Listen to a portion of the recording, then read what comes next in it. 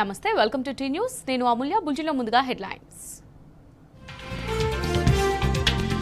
కాంగ్రెస్ ఆత్మఘోష, సర్కారీ చిలక పీసీ ఘోష్ నివేదిక, రిపోర్ట్లో తమ్మిడిహట్టి జపం చేసిన జ్యుడిషియల్ కమిషన్.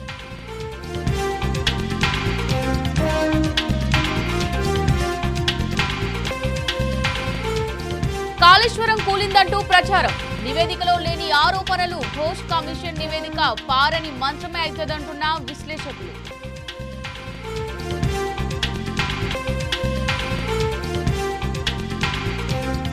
ఉత్తమాటలుగానే మిగిలిన కాంగ్రెస్, సర్కారు ఎత్తిపోతలు. 8 గంటలు కూడా నడపకుండా నిలిపివేత, రైతన్నల ఆశలపై నీళ్లు.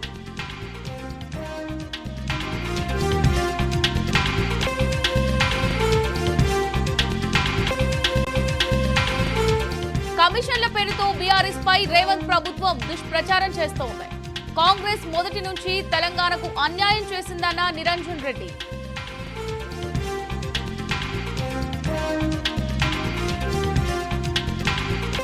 హైదరాబాద్ ను ముంచెత్తిన వర్షం, ట్రాఫిక్ జామ్ తో జనం ఇబ్బందులు. మరో 4 రోజులు వర్షాలు పడతాయన్న వాతావరణ శాఖ.